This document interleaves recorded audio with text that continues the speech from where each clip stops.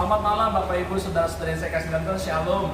Bapak Ibu Saudara-saudara yang saya kasih dalam Tuhan, saat ini di depan saya ada hobi baru, yaitu hobi bagaimana memelihara ikan yang sangat kecil tetapi harganya mahal. Ikan ini adalah ikan cupang. Nah Bapak Ibu Saudara-saudara yang saya kasih dalam Tuhan, saya baru tahu kalau harga ikan ini bisa sampai jutaan Bapak Ibu. Bahkan satu kecil ikan ini bisa sampai 1 juta bahkan lebih. Lalu saya menanyakan apa yang menjadi kelebihannya, karena memang ikan ini adalah jenis ikan yang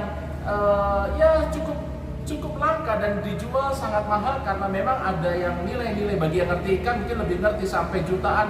Memang ada nilai jual yang tinggi. Nah Bapak Ibu Saudara-saudari yang saya kasih dalam, intinya dari ikan ini harus sempurna, sehingga ketika dia sempurna, warnanya sempurna, dari fisiknya sempurna, baru ikan itu akan dijual mahal. Dan sama dengan pribadi kita, bahwa ketika kita mempunyai segala sesuatu kesempurnaan, ada nilai jual yang tinggi dalam kehidupan kita. Tetapi Bapak Ibu Saudara-saudari saya kasih dalam Tuhan, sayangnya ikan ini mempunyai satu kekurangan. Kenapa ikan ini harus dipisah menjadi 5 kotak seperti ini? Karena ikan ini tidak bisa dijadikan satu.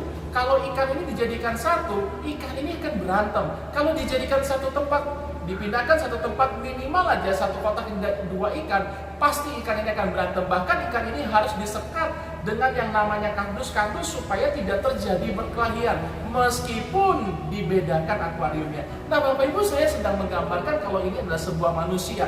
Sesempurna ya sempurna manusia, sehebat-hebatnya manusia, secantik-cantiknya manusia seperti ikan ini cantik, kalau dia tidak bisa hidup bersama-sama, apa artinya Bapak Ibu? Kalau dijadikan satu kotak ini, mungkin bisa terjadi perkelahian, mungkin bisa terjadi yang namanya mungkin ikan yang menang yang akan bisa mengalahkan ikan yang hebat, yang bisa mengalahkan ikan yang satunya lagi. Nah Efesus 4 ayat ke-31 katakan begini, Efesus 4 31-32, segala kepahitan, kegeraman, kemarahan, pertikaian dan fitnah hendaklah dibuang dari antara kamu, demikian pula segala kejahatan. 32, tetapi hendaklah kamu ramah seorang terhadap yang lain, penuh kasih mesra dan saling mengampuni, sebagaimana Allah di dalam Kristus telah mengampuni kamu. Inilah yang harus kita pakai ketika kita hidup di dalam satu tempat, dalam satu lingkungan, dalam satu komunitas.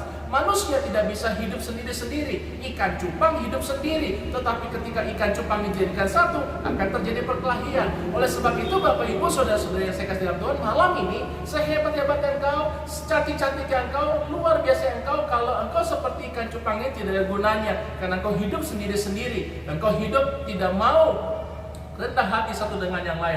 Oleh sebab itu hendaklah kamu ramah, hendaklah kamu penuh kasih mesra dan saling mengampuni, karena manusia pasti tidak akan pernah bisa memuaskan kita. Namanya masih manusia, pasti akan mengecewakan kita. Mungkin dia sahabat kita, mungkin dia teman kita, mungkin dia orang tua kita, bahkan orang yang terdekat sekalipun pasti akan mengecewakan kita.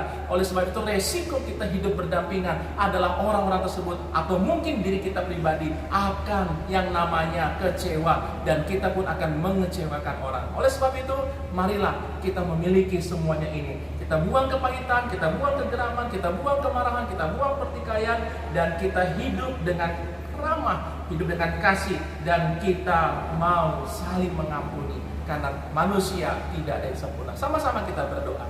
Bapa di surga, terima kasih buat segala firman yang datang dalam hidup kami. Kami tahu namanya manusia tidak bisa hidup sendiri-sendiri. Manusia harus hidup berkomunitas, manusia harus hidup berkelompok, manusia harus hidup satu dengan yang lain. Tetapi Tuhan, kami tidak bisa menghindari yang namanya gesekan satu dengan yang lain. Oleh sebab itu berikan kami kerendahan hati, berikan kami Tuhan yang namanya kasih mesra dan saling mengampuni, sehingga ketika ada gesekan itu terjadi, kami tetap bisa hidup berdampingan. Tuhan, ampuni kami kalaupun hidup kami mengecewakan orang lain, ampuni kami kalau hidup kami pun tidak menjadi berkat bagi orang lain, dan kami juga belajar mau mengampuni orang-orang yang ada di sekitar kami yang tidak mengenakan hati kami. Tuhan, terima kasih buat berkat-Mu sepanjang hari ini. Biarlah sebentar kami akan tinggalkan pekerjaan kami akan istirahat. Sertai kami sepanjang kami istirahat, dan biarlah Tuhan sendiri akan memberkati hidup kami. Terpujilah nama-Mu Tuhan kekal selamanya. Dalam nama Tuhan Yesus Kristus kami berdoa, kami mengucap syukur. Haleluya. Bapak Ibu Saudara-saudara saya kasih dalam Tuhan, janganlah hidup seperti ikan cupang yang hanya sendiri-sendiri, tetapi hiduplah selalu bersama. Kekurangan seseorang, kelebihan seseorang kita harus terima, karena nobody's perfect. Anda luar biasa. Tuhan memberkati. Shalom.